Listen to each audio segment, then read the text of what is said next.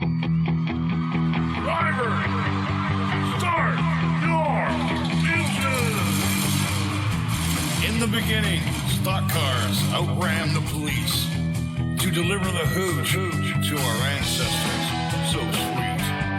Are you ready for a trip down Victory Lane, where Richard Petty's winnings were insane and Dale Earnhardt put everyone to shame? Canadian Junior Handley is in the Hall of Fame. Live from Haldeman County, it's time for the Driver in Deep podcast. Are you ready?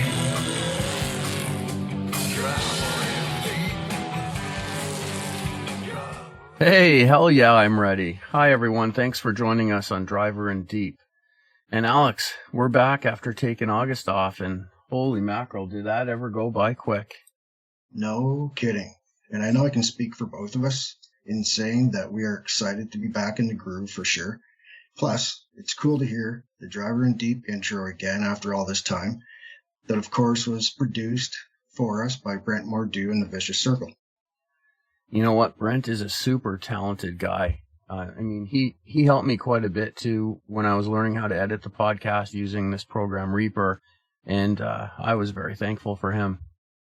Yeah, I've said it before. I've known Brent for a long time, and yeah, it's the kind of guy he is. He's so helpful, and he's been helpful to us. I mean, the intro music, but he's also done our creative, a bunch of our creative, our logos. So with his killer design studio, so good guy to have in our corner. Yeah. Listen, yeah, I know you agree with that for sure. Yeah. But also, why don't you give our listeners information on how they can interact with us online? Yeah, for sure. We're changing things around a little bit, and we're going to throw this part up front just to help people out, some of them that might not make it to the end once in a while. First of all, visit Facebook and search for Wingnut Sports and join our page. It's pretty easy. That's where we interact the most. But we are also on @Wingnut Sports on both Instagram and Twitter. And don't forget to visit our website @wingnutsports.com, where you will find all of our podcasts. And while you're there, be sure to check out the show notes for more information. Oh yeah, and don't forget to like and follow us. Listen, before we get started, you're talking about people liking and following us and listening to how they can listen to our podcast. I just want to thank our listeners for being patient while we took the month of August on for various reasons. But despite having a month off, various times I checked our online information and I kept sending you a note on how much people continue to listen to us and our podcast, and whether the people got caught up on some they maybe didn't see before, but also a bunch of new subscribers, which is fantastic. The amount of listens while we were off has been incredible. Yeah, you know what? I can't believe it. And thank you very much to everybody who took the time to listen during our short hiatus, and we really do appreciate it. Absolutely. And so, Scooter, what have you been up to while we've been away from Driver in Deep? Well, for one, your wife Sandy and yourself joined Joni and I. We went on a road trip to PEI, and other than a flat tire, we did make it there okay.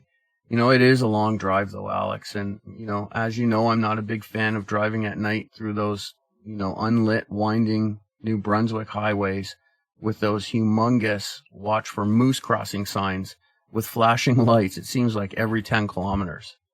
You keep saying how big the signs were and the flashing lights, and dude, we get it. You're scared of a lot of things, and it's just moose. Just moose, yeah. Like they're telling you, they're just doing their due diligence, man. I told you, relax. It's not a big deal. Well, yeah, you didn't see any of the deer or anything on the side of the highway, any of the signs with crosses.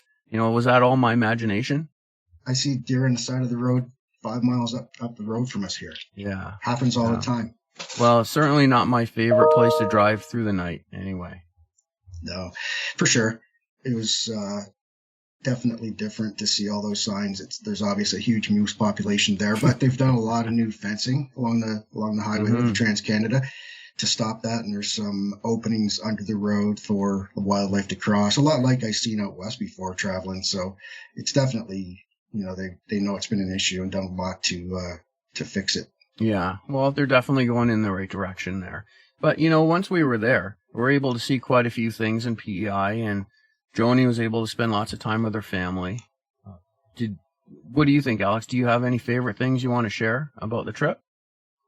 Well, we got to visit the second highest ranked disc golf course in the world, Hillcrest Farms, in it was Bonshaw, right? Bonshaw, yeah, Bonshaw. It was, just southwest of Charlottetown, and about an hour from where we were staying. And it took us, 4 days to get there or something. But wish we would have went earlier in the trip, so we could have went maybe back for a second time. But that was cool. Yeah.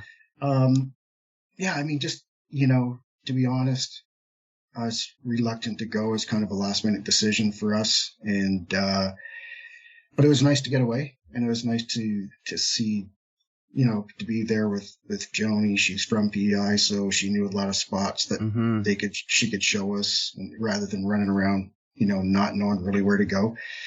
I'm sure you'll probably mention this too, but Joni's mom had a huge feast, seafood dinner. Oh my God. All fresh seafood. That was great.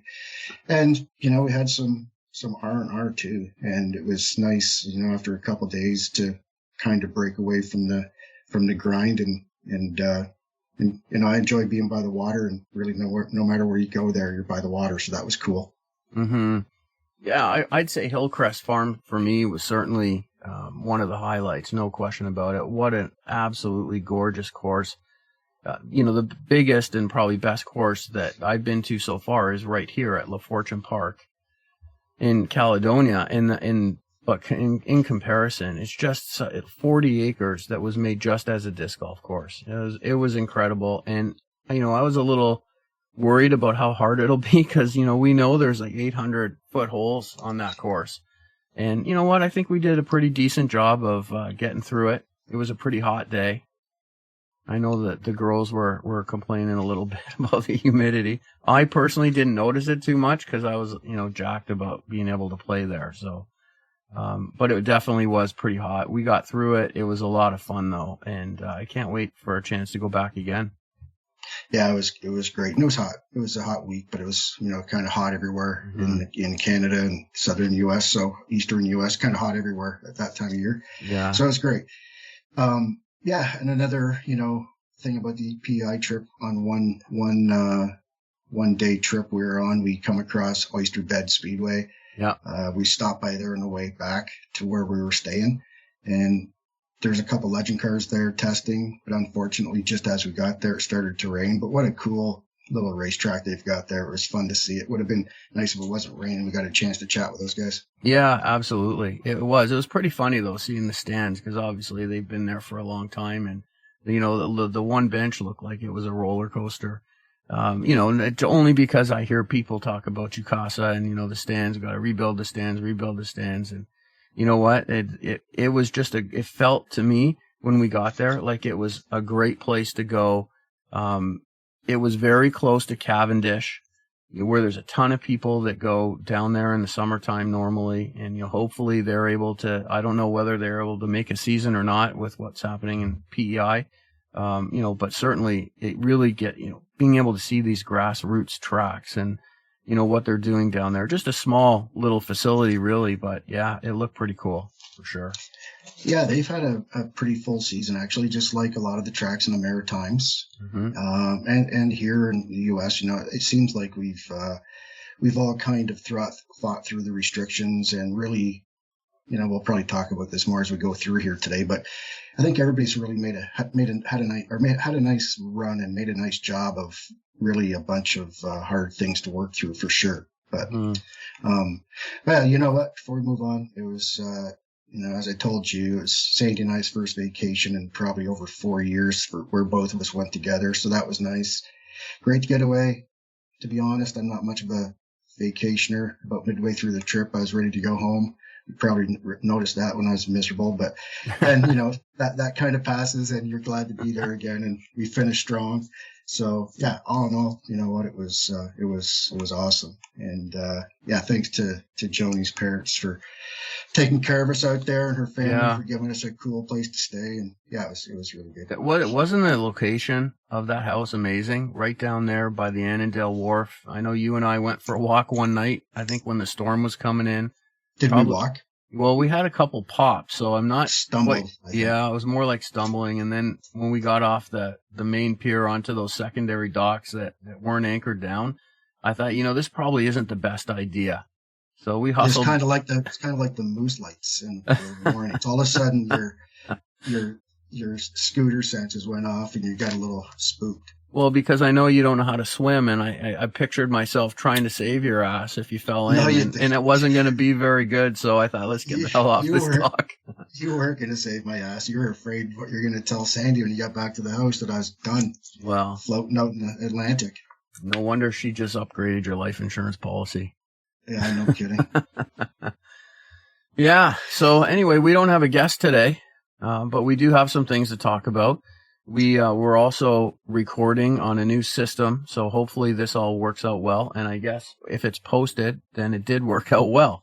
But we got some things in store coming up, and, this isn't sort of part of our rundown, but we've looked at a few different things, and, I guess it's time that we can tell people that we're going to be launching a YouTube channel, which is already out there. You can search for it on Wingnut Sports, and so far, we're getting all the podcasts, just the audio version of the podcasts are going to be on YouTube. And then we have a few things in store, and that's sort of part of why we're changing how we record here. We're looking at making things a little bit easier for us so that we can get it done, get it posted, and hopefully bring some even more content, to people on different platforms. For sure. And we don't have a guest, not because we don't have any guests. We actually decided to just, come back on after the time off to kind of get everybody caught up on what we're up to, and just what you just said. You spend a bunch of time on the technical side of things, working on the new way we're going to do stuff, and it all takes time. And I know that you probably wish you had more time to do it, but we're getting there. And like you say, you're on a new system on your end, so yeah, it's going to be better. We want to continue to grow on our end and make it nicer for the listeners. And like you say, eventually, once we get our masks all finished, we'll go to video as well, so we don't scare the people. Yeah. Yeah, true that. Anyway, so this weekend we went to Flamboro, and we got to see some of the APC late models, and also Carson was racing your nephew and the Qwick Super Stocks at Flamboro, and it turned out to be a great day for racing. I personally had a great time. I really enjoyed it. I know, Sandy didn't think there was enough action in the Super Stock race, but I thought it was great. We had really great seats there, and the people around seemed to be right into it. And for me, I'm fairly new to racing, so I'm looking at a lot of things for the first time. And I thought it was great. Carson started out, I think he qualified second, if I'm not mistaken. Yeah, second with they do an invert, which I think put him back to fifth to start. Yeah, and I think he finished, was it fourth? I think he finished fourth overall. He finished fourth. Garrett Tamirsma won. Great young racer. Lane Zardo was second in that race. Ethan Constable was third. Carson was fourth. I can't remember who was fifth, but it was Ray Marno. Ray. That's right. Yeah. Great racing family from the Windsor area. And the APC late models, there's also Canadian Vintage Modifieds there, and they had a bit of a rough start, but they're a real cool series, and they've been around for a long time. They had a nice race too. They did. I should have mentioned that, because that was pretty cool watching those cars. And I mean, there was a number of accidents in that race too, and a tire came off and went a bit of a distance. But I'm not sure how many cars finished that race, but I'll tell you what, it was something to see. Yeah. The finale, like you said, was the APC late models 100-lap race, and we had had definitely a bunch of the future for motorsports in Ontario, maybe Canada and some of the U.S. And it depends on, I know one of our previous guests, Brandon Watson, it's been all over the place. I know he's a young guy, although he's, I think, 25 or 26 years old, and he finished third. But, Kyle Steckley, who's the son of four-time NASCAR Pinty Series champion. He's a four-time NASCAR Pinty Series champion here in Canada. Great guy. Hell of a racer, obviously. And how old is Kyle? 16. And the first time I saw him racing a mini stock at Flamboro, I think that was the pandemic. You keep losing time, but 2 or 3 years ago, I guess 3 years ago, and he was doing pretty good. And this new kids out there, and you're at the fence, and people are like, the kid's dad's Scott Steckley, and he's got all this good stuff. No wonder he's doing good. Blah blah blah. I don't look at it that way. It's nice to have It's nice to be, have access to good stuff and smart people. But I'll tell you, first time I saw him, I was standing beside some of those people that were, I think they had some, maybe some kids or something in the mini stock race. And I got kind of tired of listening to it. And I looked over at a couple of them and said, that kid will be beating your kid every week soon. So get used to it. How do you know that? But I could just tell, man, he's so much like his dad. He's so smart, such a smart racer.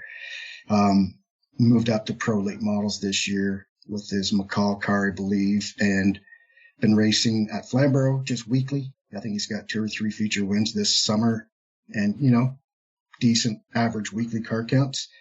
But he's been trying to get his dad to let him race in the APC United Late Model Series races where you get exposed to a bunch more traffic and competition. I think he done okay because I think he qualified fastest, had the invert, started wherever it was, 7th or 8th or 9th or something. Yeah, and, 8th, I believe. Ended up coming up to win. Trayton Lapsevich was at Canadian Tire Motorsport Park with his NASCAR Pinty Series car on Saturday, finished 3rd, 16 or 17 years old, Trayton is as well, and scooted over, hopped in his car, started last. Lane Zardo qualified it for him.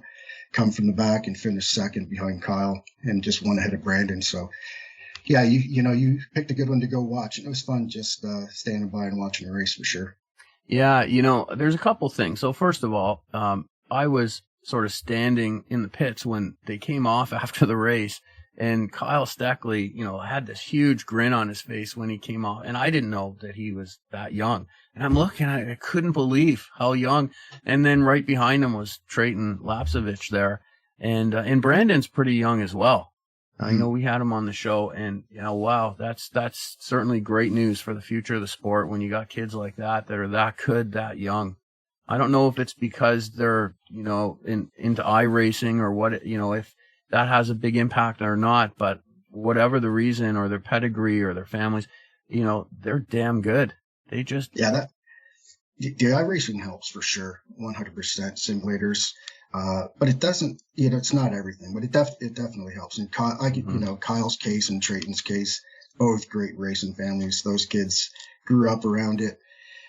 It was, like some kids having a bowl of cereal. The race thing is just that to them guys. And you can see, I mean, just being around it doesn't mean that you're good, but it turns out, they've got great families, great racing families. A lot like Carson growing up around racing and, all those kids. Doesn't mean that they're the only ones who do good. And I know we only mentioned 4 or 5 or 6 or 8 names here, but man, there's 25, 30, 40, 50 guys and girls there that all deserve mention for sure.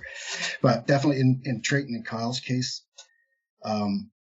they obviously had, it's pedigree for sure. And having talent is one thing, having equipment is one thing, but knowing what to do with it is key. And, those guys all know what to do with it. Yeah, I do have to mention that, during the race, there's one part there where I think Brandon was in the lead and he was trying to hold off Trayton. And I'm not exactly sure. I don't know. Did you see that pass that Kyle made to go by both of them at the same time? Yeah, so there's a restart and yes. Brandon was on the inside pole. Matt Pritico is on the outside of him. They've probably got, over the last couple APC series races that I've watched, they've had some close races together. That's and right. I don't know if that was it, but it looked to me like they kind of rubbed tires being side to side, and that when you touch tires, I don't care if it's open wheel or fendered cars, it does upset the car. And whether Brandon tried to run him out of room or vice versa, it did open the door for Kyle, and he was sitting there in third on that restart. And again, that's, the door opened a crack, and you don't just get it automatic. You have to know when to approach and how to take it. And he did, and never looked back. I mean, he was definitely the fastest car. Oh, for sure. Yeah. You have like a millisecond to make that decision. And obviously it was the right one because he won the race. And as soon as he got by, he just took off from the field. It was quite something to see. Yeah. And then late in the race, there's maybe 1 or 2 laps to go, maybe 1 lap to go. Brandon was trying to make a move on the inside of Trayton for second. And I think you mentioned this to me. And all of a sudden he backed out of it. Like he, had a problem or got loose or something. And I'm pretty sure what happened there is I think Brandon, he's probably going to listen to this and call me and give me shit, but I think he thought the race was over for a second, messed up. And I kind of heard somebody rumble that to me post race. So that's why I'm saying this. And Brandon, hey, if I'm wrong, buddy, you can correct me. But I just think that that's maybe what happened there. And whether or not he could have passed for second is, we'll never know, but I think he screwed up there. Has that ever happened to you? Oh, sure. Great question. Yeah, it did. Really? Well, same place. Do tell. Speedway. Yeah. Yeah. One of my highlights for sure. Although I have an excuse. Unlike Brandon, I was still new at this first year racing at Flamboro, and, I'm leading the feature. I'd won some heat races and things and was pretty excited, and leading the first feature race of my career, or not, I don't think I was leading the first one of my career, but looked like I was going to win the first one of my career. And I come down the front straightaway, flagman throws that flag. I am pumped, man. I just won my first ever feature race. And, across the start finish line, I am jacked. The grandstands for the pit area is right around just past turn 2. So I'm undoing my belts, undoing my helmet. That's a no-no nowadays, folks. Don't do what I did. But I'm getting unbuckled because I am going to be ready for the picture before I even get to turn 3. And, of course, coming out of 2, I'm looking up in the stands. My mom and dad's up there, family, friends, crew members, and I am jacked. I'm pumping my fist, thumbs out. I think my arm reached out the passenger side window. I was so excited. I was losing it. And I seen a couple of faces, and they're just looking at me. And I didn't know why. I thought maybe they were probably as stunned as I was for winning. But anyways, I come down the back chute, and I just happened to look across over to the start finish line, and I see the flagman drop a flag. It was the checkered. So I got the white and thought he threw the checkered. And when I looked over and see him drop the checkered flag, and the person that was second to me receiving it, all of a sudden his lunch bag let down. I can tell you that. And that was a little embarrassing going to the pits after that. My dad chewed my ass out for, I don't know, seemed like 3 hours, but I'm sure it was 2 minutes or 3 minutes. And then, afterwards you got a pretty big chuckle out of it. But I can tell you, I didn't do it again. Yeah, I bet you. And if that is what happened with Brandon, I bet you it won't happen to him again either. No, he doesn't make very many mistakes. And if that's what happened, he'll feel bad about it for sure. But listen, It's easy. It's easy to make a little mistake. Sure. Yeah, that's all part of the deal. When you're when you're young, there's still lots of things to learn. So, wow, there's a good story that came out that I had never heard before. So, yeah, there's lots buried in there. Yeah, sometimes you don't want to tell them, sometimes you don't. And I didn't want to tell that one, so thanks, buddy. Yeah. So, do you want to talk a little bit about the Cup Series playoffs, maybe? Sure.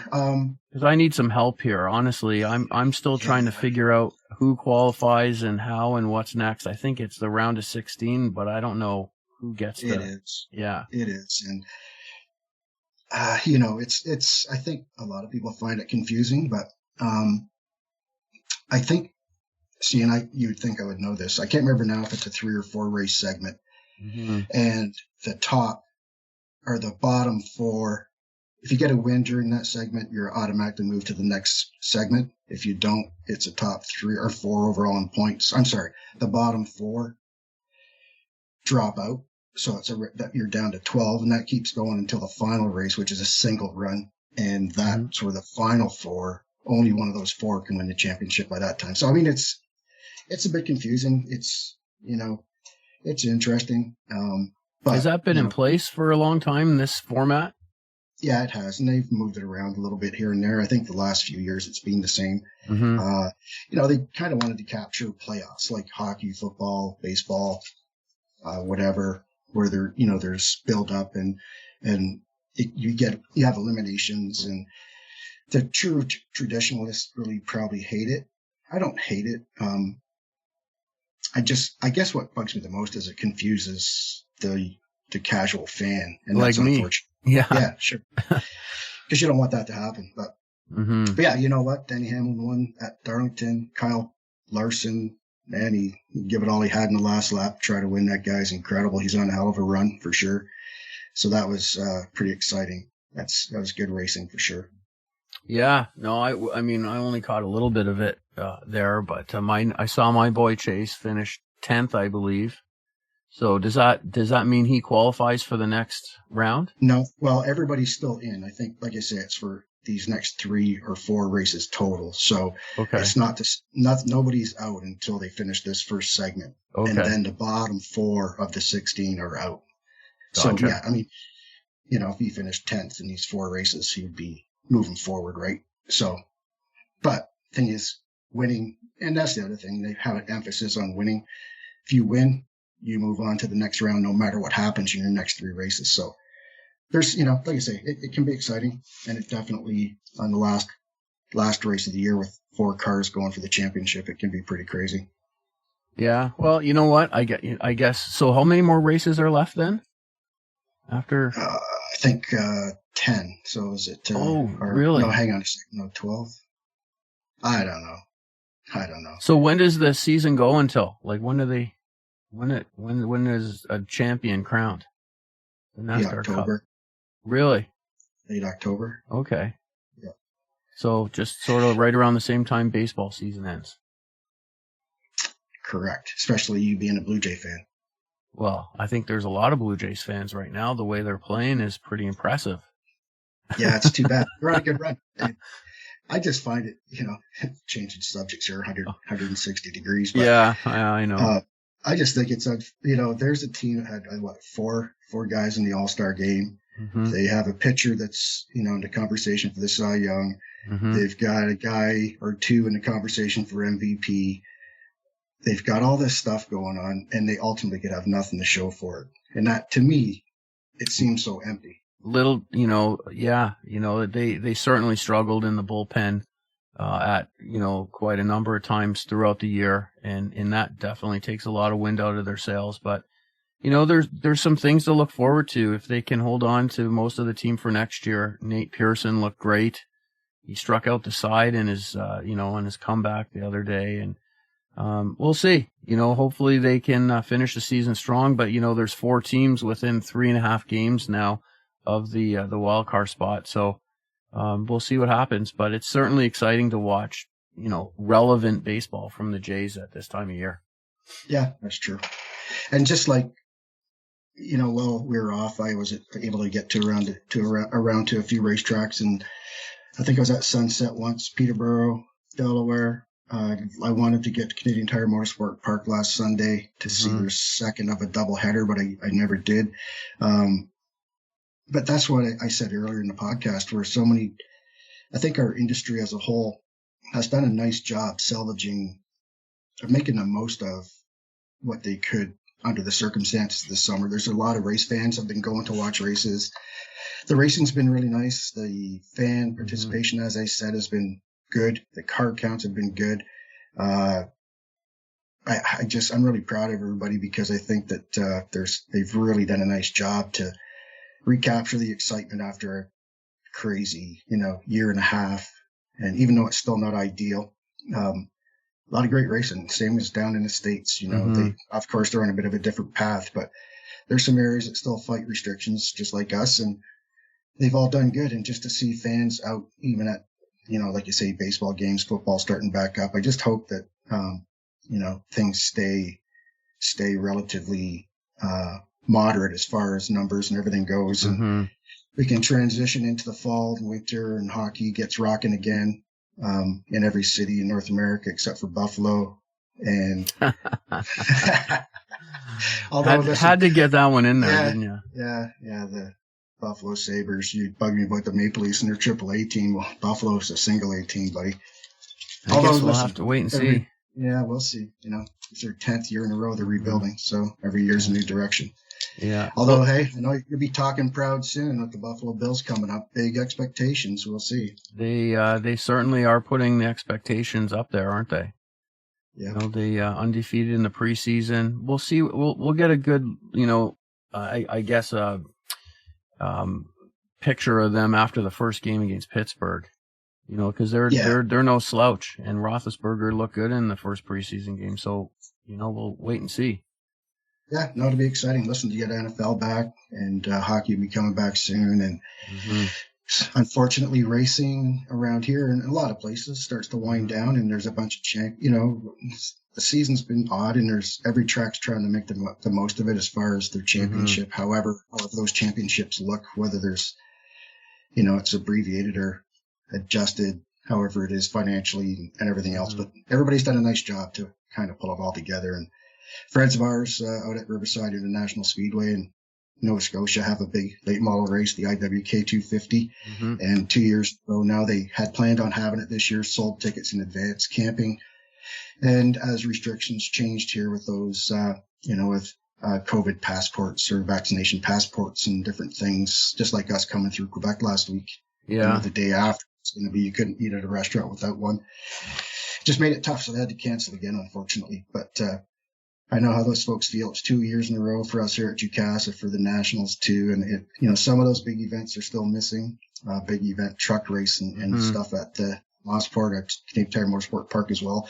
But again, like I said, places have done a nice job around here, having good seasons. I mean, CTMP had a good weekend, and Sauble Speedway ended their season last weekend with a great event, and Southern Ontario Motor Speedway reopened, and they've had a good run, and Humberstone reopened, and they had a good run. Merrittville, Peterborough, Sunset, Flamboro, all those racetracks. So it was nice to see this summer that everybody was operating in some form. It might not be the most ideal scenarios or, races for this year. However, what I did take away was that the fans and the drivers and everybody involved really seemed to have a new level of appreciation. The fact that they could be there on a day like that and watch the races. Everybody was just really happy to be there. And funny story, by the way. And I apologize. I can't remember this gentleman's name. I did meet a few people that listened to our podcast there. And, this one gentleman, that was introduced to me said, "Oh, it's nice to put a face to the podcast." And he said, "Hey, by the way, when are you going to get that electric scooter?" He goes, "I really want to see them." That's, I know you like to poke fun at me and so on, but it was pretty funny. And, and some of the people that I spoke to, really seemed to enjoy it. So hopefully we can keep, bringing some good content to everybody. I know we have some really, really great guests that are in line to come on the podcast soon. And, with the things we're working on, hopefully, in the next little while, we're going to have some great things to share. Absolutely. And, just thinking about that while you're talking, I know I'm going to miss somebody. I hate naming drivers and racetracks because you can't mention them all. We talked about the race at Flamboro and Canadian Tire Motorsport Park with the Pinty Series, and all those races are great. And I mentioned a bunch of racetracks, and I never forgot about our friends up in the Durham region, which Full Throttle Motor Speedway and Grand Bend. Those folks had a good run this summer as well. So I know I'm probably forgetting some, but happy for all of you folks, and hopefully, thinking about moving forward here late September, where Ontario is going to pass some new guidelines. So we'll see how it affects everybody to finish up their season here. I know Delaware's got a huge event, September 24th weekend, 25th. And so far it looks like, unless you're indoors, it's going to be okay. But we'll see the needle or, the goalposts keep moving for sure. So hopefully everybody can finish up strong here and kind of recapture at least a little bit of what they've been losing out on. Yeah, absolutely. I can't believe we're almost at the end here. Is there anything I else know. that you want to add before we say goodbye? No, I thought one of our listeners approached you at Flamboro and addressed you as a professional disc golf player or something. That was the same guy. Oh, was it? Yeah. Well, he's right about the scooter. That's a good possibility. Yeah. But man, I guess I've misled him on your I'm a disc long golf way. abilities. I'm a long way. However, you know what? There was a few shots I was pretty happy with at Hillcrest Farm. So No, you made some nice shots. How impressed are you with the 3 or 4 discs you lost in the last 2 weeks? Well, you're not very impressed, especially I lost. And this is, well, I don't know if we'll end it off with this or not, but so I went to, the best disc golf store around, which is True North in Brantford. And I found they had this really great disc retriever. And it's basically an aluminum pole with a special attachment that kind of hooks on discs. And I think it's about 14 feet long. And so by the time you add your reach to it, it goes up there quite a bit. But then, of course, I threw my disc about 60 feet up the tree, and it doesn't really help to have that when, So, yeah, that was my insanity, and that was lost. I did post it on the La Fortune Disc Golf today. Say, hey, if anybody finds it. And it's not because I care about the $20 or $25 for the disc, but they do get broken in, and you know exactly how they fly and so on. So it's, that's why now I see why it's important to try to return discs when you find them. And they're actually looking to have a better lost and found at La Fortune because there's quite a few discs that go missing there, as you know. Yeah, well, I've touch wood. I've stayed away from doing that for a while, but I'm sure I'll have a little run here coming up soon. No doubt about it. Yeah. But listen, just, getting back to how we started this deal today, super excited to be back. Enjoyed the time off, although it was busy. Between the two of us I know we talked about our trip together, but other than that, we all did different things and had a bunch of stuff to do. So, the nicest thing was I got out to different racetracks, saw people in the business, talked also to a bunch of people that listen to our podcast. I can't again thank everybody enough for or listening to our stuff while we're off for a month. Who would have ever thought? So, that jacks you up and gets you excited, kind of like how I was when I thought I won my first race. We'll produce have some great guests. I mean, our guest is what makes this thing special, and we're excited to bring him to you. Yeah, absolutely. And on that note, it's been great having everybody back, and we're real excited for the future. Talk to you next week.